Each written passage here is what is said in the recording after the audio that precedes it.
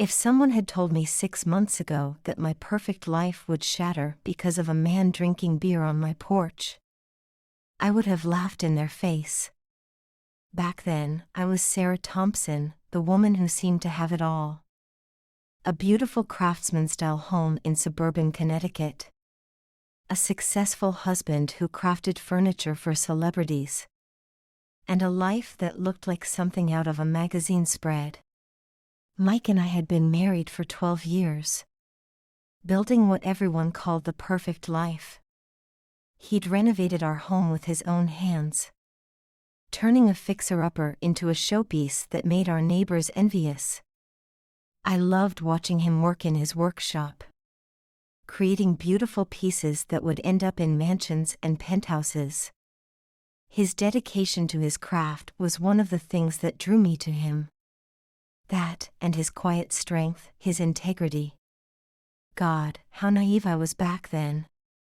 Everything changed when I joined the Riverside Foundation. A prestigious charity organization that worked with the wealthy elite. It seemed like the perfect opportunity to make a difference. To be part of something bigger than myself. The first gala I organized was a huge success. Drawing in donations from some of the most influential people in the area. That's where I met him, Ryan Blake. He stood out in the crowd, wearing a perfectly tailored suit. With a smile that could charm anyone. When he approached me, glass of champagne in hand, I told myself it was just business networking. He was interested in Mike's furniture for his clients, he said. But looking back, I should have seen the predator behind that smile. Ryan had a way of making everything seem exciting. Like there was this whole world I was missing out on. He'd casually mention dinner at exclusive restaurants. Weekend trips to Newport, connections with celebrities. It started innocently enough: lunch meetings to discuss business. Text messages about potential clients. Late-night calls about urgent foundation matters. I started dressing differently, wearing designer clothes. Telling myself it was about looking professional. Mike noticed, of course. He'd give me that concerned look when I came home late. Ask about the new perfume I was wearing. Wonder why I was missing our Sunday brunches. But I brushed off his questions. Made excuses about work demands and foundation responsibilities. The lies came easier with each passing day. I didn't realize I was being played. That every late meeting, every text message, was part of Ryan's carefully orchestrated plan. He knew exactly how to make me feel special. Important in a way I hadn't felt in years. While Mike spent his days in his workshop, Ryan showed me a world of luxury and excitement. I started keeping secrets. Small ones at first: a lunch here, a gift there. Then bigger ones: hotel meetings, weekend work trips. I told myself I wasn't doing anything wrong. That it was just friendship, just business. But deep down, I knew better. Tom, Mike's best friend and our neighbor, saw us one night. At Lou Bernardine in Manhattan. Ryan had ordered the most expensive wine on the menu. Making grand gestures about future plans and opportunities. I saw Tom across the restaurant. The shock and disappointment on his face. But Ryan just smiled, raised his glass. Like he wanted to be seen, wanted to be caught. I should have known then what he was doing. Should have seen how he was systematically destroying my life. The credit card bills started piling up. Charges at high-end stores and luxury hotels. I hid them from Mike, made excuses about foundation expenses. Ryan always had a solution, a way to cover the tracks. He introduced me to his team. Amy Chen, who could make any digital trail disappear. And James Wilson, a lawyer who specialized in creative solutions. They made everything seem so easy, so clean. I was so caught up in the excitement, the thrill of this secret life, that I didn't see how Ryan was isolating me, pulling me away from everyone who cared about me. Mike tried to reach out, to understand what was happening. He'd leave sweet notes in the kitchen, try to plan date nights like we used to have. But I was already too far gone, lost in Ryan's web of lies and manipulation. Then came the day that changed everything. The day Ryan showed up at our house. I was at a foundation meeting when he decided to make his move. He walked right up to our porch, where Mike was working on a new design, took a craft beer from Mike's cooler, and introduced himself with that smug smile. I heard about it later, how he stood there, drinking my husband's beer on our porch, telling Mike exactly who he was, what he'd been doing with his wife. It wasn't just about the affair anymore. Ryan revealed his true colors that day, bragging about how he was taking over Mike's life. His business, his home, everything we'd built together. When I came home that night, the look in Mike's eyes broke something inside me. It wasn't anger or even hatred. It was disappointment, deep and crushing. He didn't yell or scream, just looked at me with those sad eyes and asked, "Was it worth it, Sarah? Was he worth throwing away 12 years?" I had no answer, no explanation that could justify what I'd done. The truth started unraveling faster than I could process it. Mike had hired a private investigator, Jessica Martinez, a former FBI agent who specialized in exposing frauds. She uncovered Ryan's real identity: Robert the Shark Blake, a con man who had destroyed families across the East Coast. Greenwich, Hampton, Westchester. He'd left a trail of broken homes and empty bank accounts. I learned how he'd used me to access Mike's business accounts, how every piece of information I'd shared, every introduction I'd made, had been part of his scheme. The foundation work was just a cover, a way to target wealthy, successful FOML. IES. Amy Chen wasn't just a tech expert. She was a hacker who stole financial information. James Wilson wasn't just a lawyer. He was the one who created fake documents, setting up shell companies and fraudulent accounts. I had helped them target my own husband, given them everything they needed to destroy him. The shame was overwhelming, but it was nothing compared to what came next. Mike didn't just expose Ryan's scheme. He set up an elaborate trap of his own. While I was still reeling from the revelations, he was working with Jessica to bring down the entire network. They created a fake furniture deal, a supposed collaboration with a Silicon Valley billionaire. Ryan took the bait, just like I had taken his. The meeting was set at a mansion in Newport, a place where Ryan thought he'd cement his biggest score. Instead, he walked into a carefully laid trap, with the FBI waiting to take him down. I watched from a distance as it all fell apart, as Ryan's confident smile finally cracked, when he realized he wasn't as untouchable as he thought. The news crews captured everything: his arrest, the evidence of multiple fraud schemes, the testimonies of other victims coming forward. But all I could think about was Mike, standing there strong and dignified, while my world crumbled around me. The community that had once admired us now whispered about me behind closed doors. The foundation cut all ties. Former friends crossed the street to avoid me. I couldn't blame them. I had betrayed not just my husband, but everyone who had trusted me.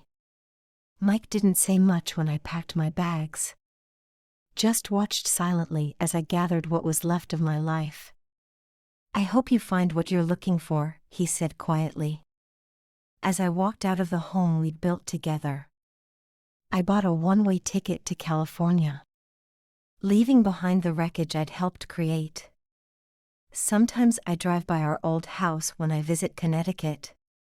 See the lights on in Mike's workshop. Watch him share a beer with Tom on the porch. The home looks different now, renewed somehow. Like Mike has washed away every trace of my presence. I heard his business is more successful than ever.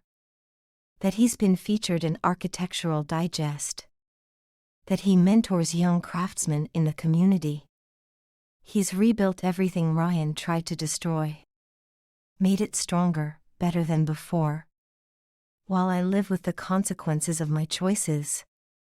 The knowledge that I helped a con man try to destroy a good man's life. They say time heals all wounds. But some scars are meant to remind us of the mistakes we can never undo, the trust we can never rebuild, and the life we foolishly threw away. The hardest part wasn't losing my home or my reputation. It was watching Mike rise from the ashes I helped create. Jessica Martinez, the PI who exposed Ryan, kept me updated on the investigation's progress. Not out of kindness, but because I was a key witness. She told me how Ryan's network was bigger than anyone imagined. How they'd been operating for years across the East Coast. I wasn't special, I was just another mark. Another wife they could manipulate and use. The FBI found evidence of similar schemes in 20 different cities, each following the same pattern. Find a successful family. Target the spouse with access to finances. Slowly infiltrate their lives. Then strip them of everything. I sat in cold interview rooms for hours, telling federal agents everything I knew. Every meeting, every conversation. Every document I'd helped them access. The shame burned deeper with each revelation. As I realized how blind I'd been to their manipulation. Amy Chen, the hacker, was the first to break. Turning state's evidence against Ryan and James. She revealed how they'd used my phone to access Mike's accounts. How every photo I took of documents for work, every time I logged into our home computer, had given them more ammunition to destroy us. James Wilson, the lawyer, tried to flee to the Cayman Islands. But they caught him at the airport. His briefcase full of forged documents and offshore account numbers. The evidence against Ryan was overwhelming. But he still maintained that smug smile in court. Like he knew something we didn't. That's when Mike took the stand. Calm and collected in his simple suit. Speaking with the quiet dignity I'd always loved about him. He described how he'd first noticed something was wrong. The small changes in my behavior. The inconsistencies in my stories. The way money started disappearing from accounts. But instead of confronting me immediately, he'd watched and waited, gathering evidence. Tom testified about seeing Ryan and me at Lou Bernardine. About how he'd told Mike right away. Because that's what real friends do. The jury heard about the day Ryan came to our porch. How he'd brazenly announced his intentions. Thinking he was untouchable. Mike described working with Jessica. Setting up the fake furniture deal. Creating a trap that played on Ryan's own greed. The prosecution presented emails, phone records, bank statements. A mountain of evidence showing Ryan's elaborate scheme. Other victims came forward too. Women like me who'd been charmed and manipulated. Men like Mike who'd watched their lives unravel. Each story was different, but the pattern was the same. Ryan Blake, the charming predator. destroying families for profit and pleasure. The trial lasted 3 weeks. But the jury took only 6 hours to reach a verdict. Guilty on all counts. Fraud, money laundering, conspiracy. The judge showed no mercy in sentencing. 25 years without possibility of parole. I watched Ryan's face as the sentence was read. Saw that confident smile finally crack. As he realized he'd lost everything. Amy Chin got 5 years for her role. James Wilson 12 for his part in the scheme. But the legal victory felt hollow to me. Because I knew the real damage couldn't be undone. After the trial, I tried to apologize to Mike. Waited outside the courthouse to talk to him. He listened quietly as I stumbled through my words. Trying to explain something I barely understood myself. I never meant for any of this to happen, I said. The words sounding weak even to my own ears. Mike just looked at me with those kind eyes. That now held a sadness I'd put there. I know you didn't, Sarah, he said softly. But you made your choices. We all did. He turned and walked away then, leaving me standing there with my guilt. I moved to San Francisco after that. Took a job at a small nonprofit. Trying to rebuild some kind of life. But Connecticut haunted my dreams. The home I'd thrown away. The man I'd betrayed. The life I'd destroyed with my own hands. I followed Mike's success from afar. Saw his business featured in magazines. Read about his mentoring program for troubled youth. Watched as he turned our personal tragedy into something that helped others.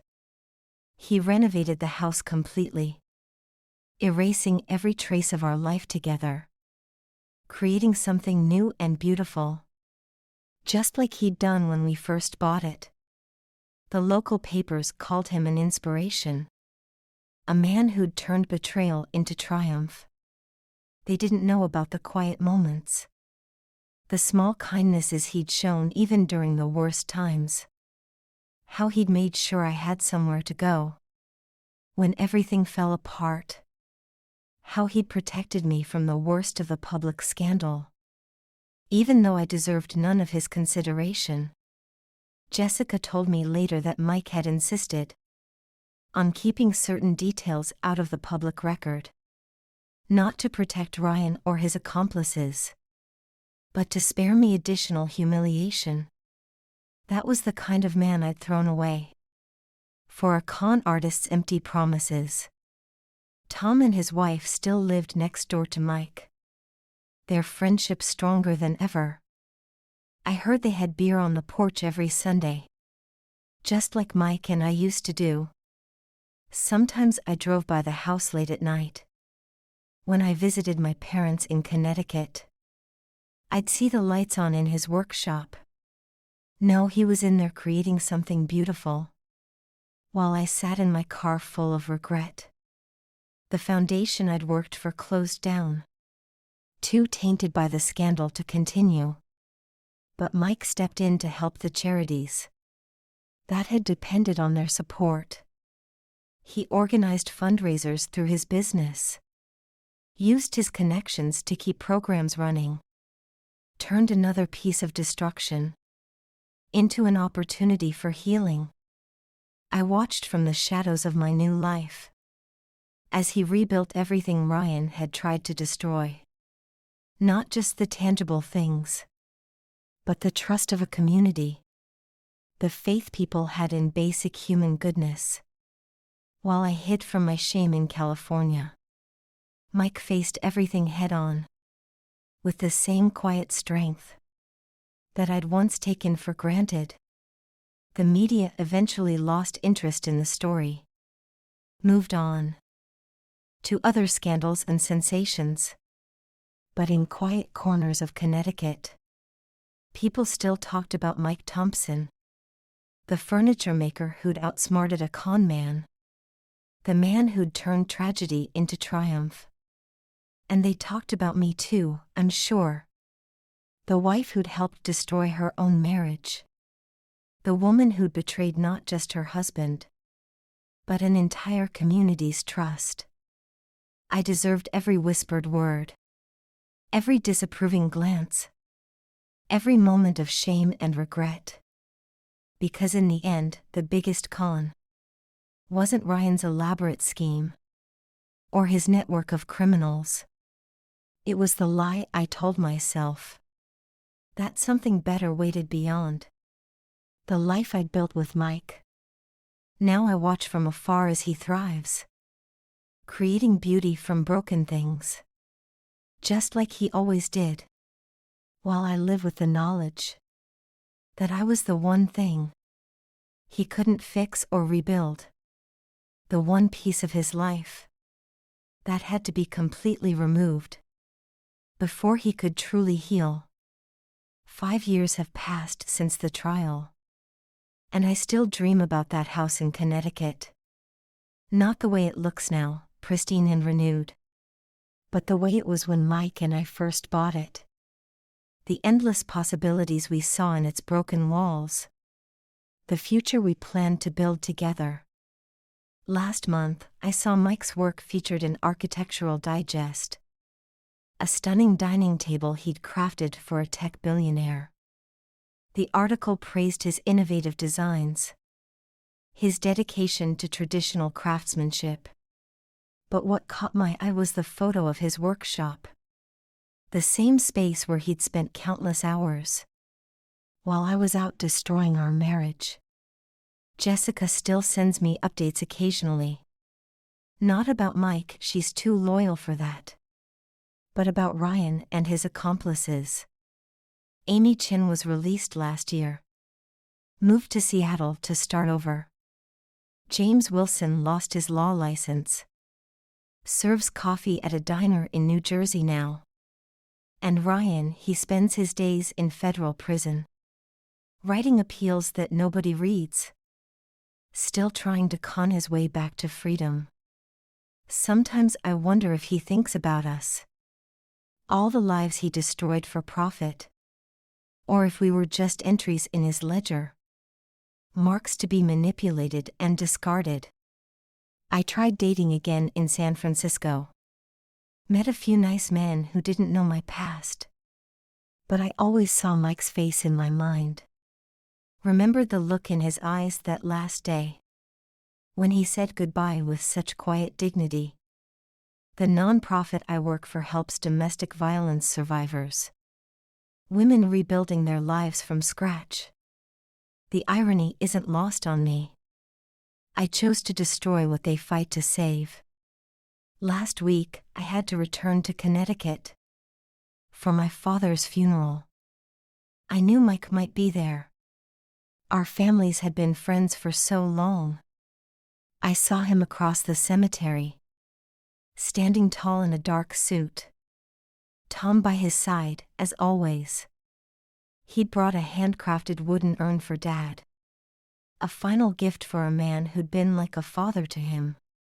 Even after everything I'd done, he still showed such grace, such kindness. Mom told me later that Mike visits them sometimes. Checks on the house, fixes things that need repair. He's a good man, she said softly. The words cutting deeper than any accusation. I drove by our old house before leaving town. Saw Mike and Tom on the porch, sharing beers in the evening light. The garden I once tended was different now. Fuller, more vibrant somehow. The workshop lights were on, and I could almost hear the sound of his tools. The quiet hum of creation. A woman walked out onto the porch, bringing more beers, laughing at something Tom said. Jessica Martinez, the PI who'd helped expose Ryan. Now a regular presence in Mike's life. I'd heard rumors about them dating. Saw the photos in local social pages. She was everything I should have been. Strong, honest, worthy of his trust. I watched them for a moment longer. This scene of domestic peace I'd thrown away. Mike looked happy, truly happy. In a way I hadn't seen in our final years together. Jessica touched his shoulder as she sat down. A casual gesture of intimacy and trust. Tom's wife joined them, carrying snacks. The four of them comfortable in their friendship. I started my car and drove away, leaving behind the life I'd destroyed. The happiness I'd foolishly discarded. The man who'd loved me completely. The California sun feels different from Connecticut's. Harsher, less forgiving somehow. My apartment is sleek and modern, but it never feels like home. I keep a photo from our wedding day, hidden in my bedside drawer. Not to remind me of what I had, but of what I threw away. Mike's latest collection was featured at a gallery in New York. Pieces that tell stories of redemption and renewal. The critics praised his ability to find beauty in broken things, to create strength from what was damaged. They don't know he learned those skills from putting himself back together. After I shattered everything we'd built, Jessica and Mike got married last spring. A small ceremony in their backyard. I saw the announcement in the local paper. Two people who found love in the aftermath of betrayal. She wears her ring proudly. The one Mike crafted with his own hands. Just as he once did for me. But hers isn't just a symbol of love. It's a testament to trust rebuilt. To faith restored. To a heart that learned to love again. While I live with my choices. In this self-imposed exile. Watching from afar as life goes on. In the home that used to be mine. They say time heals all wounds. But some choices leave scars too deep to fade. Some betrayals can't be undone. Some trust can never be rebuilt. Mike found his happiness despite my betrayal. Created beauty from the ashes I left behind. While I carry the weight of my decisions. A cautionary tale of love destroyed by greed. But maybe that's the price of betrayal. The cost of choosing lies over love. Of trading trust for empty promises. To watch off. Heirs find joy in the life you lost. And know that you have only yourself to blame. End.